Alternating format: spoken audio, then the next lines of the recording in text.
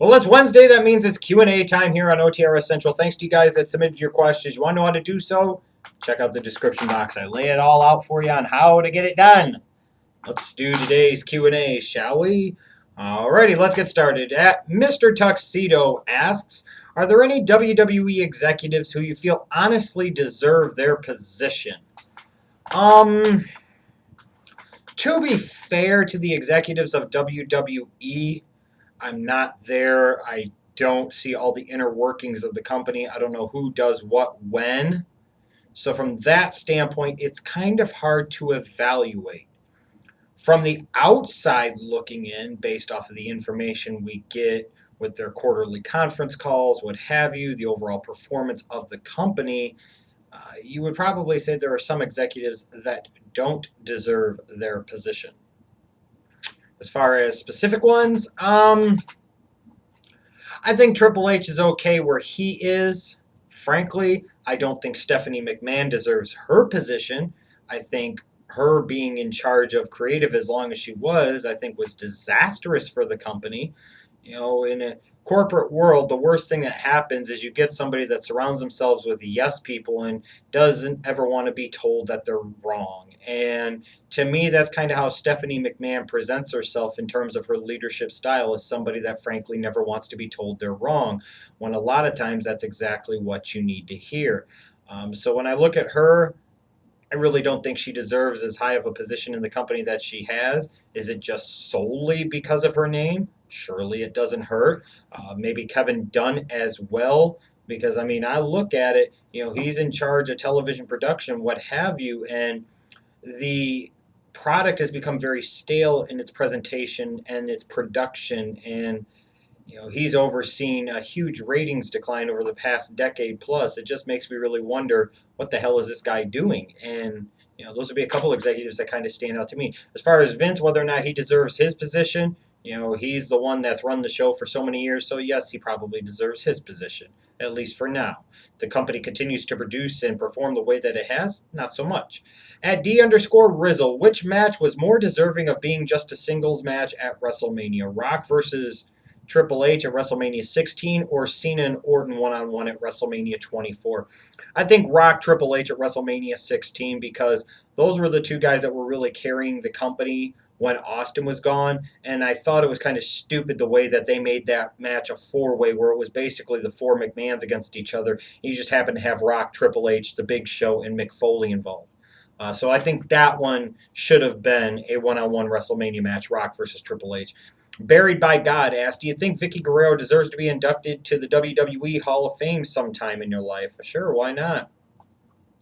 Why not? You could put Drew Carey in. You could put Coco Beware in. Why the hell not put Vicky Guerrero in? I mean, frankly, they put Sunny in, and I think Vicky Guerrero did a lot more in her career than Sunny ever did. Ooh, some Sunny fans are going to be upset now. Fuck you. Doesn't matter. And Chris is nice asked, what was better, Chuck Norris kicking Jeff Jarrett or Kane tombstoning Pete Rose? Chuck Norris bitch kicking the fuck out of Jeff Jarrett at Survivor Series. Not even close. Not even close. That's one of those all-time glorious moments for me. Dexter C73, is there a corporation in America that hates its customers as much as the WWE does? I think Comcast. I know from personal experience having Comcast currently, they seem to hate their customers quite a bit. Typically, your cable companies in general seem to hate their current customers a tremendous deal. Other companies, maybe utility companies, although they're not terrible to the extent that the cable companies are. But yeah, cable companies like Comcast stand out to me as those that might hate their customers more than the WWE does. Random WWE 1043. Do you think the streak ending, did more for Heyman or Lesnar? Oh, I think it did more for Heyman. I think it really did. Because now, really, after the streak was ended, you really got the ratcheted up propaganda about Heyman being the greatest manager of all time, which, again, I think are allegations and accusations that are completely unfounded. In no way, shape, or form is Paul Heyman the greatest manager of all time. It's ridiculous. Because from a WWE standpoint, the only guy that Heyman's really, truly been involved with that's really come out the better end for it long term is Brock Lesnar. CM Punk was worse off for it. Ryback was worse off for it. Curtis Axel was worse off for it. You know, Cesaro sure as hell was worse off for it. Who do I think got more out of it, though? I think Heyman, because it made him a heat magnet to a certain degree. Lesnar was Lesnar regardless. Javier Artabo asked, if you were in charge of WWE Creative, what storyline reason would you give for a Cena heel turn? Um, It'd have to be one of a couple of things, I suppose. I mean, one, it would maybe be that the crowd finally got to him and he just snapped.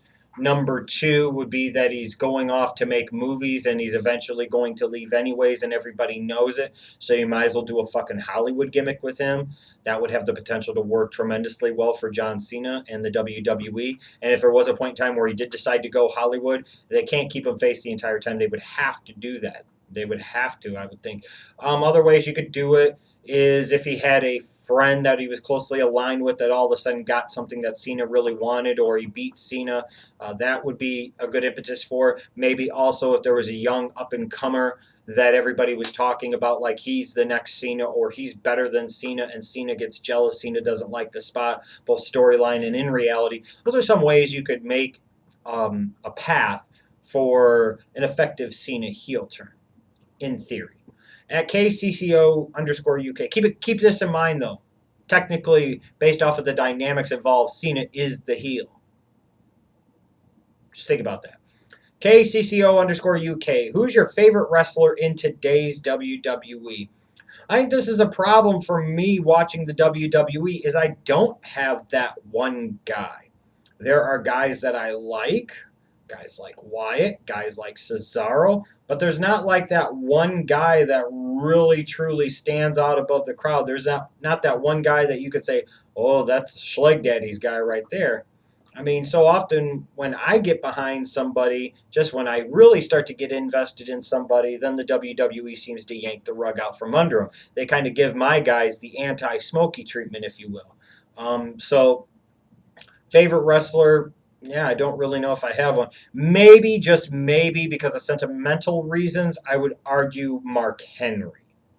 But again, we're talking about a guy over the age of 40 that's been around since before the Attitude Era was even in existence.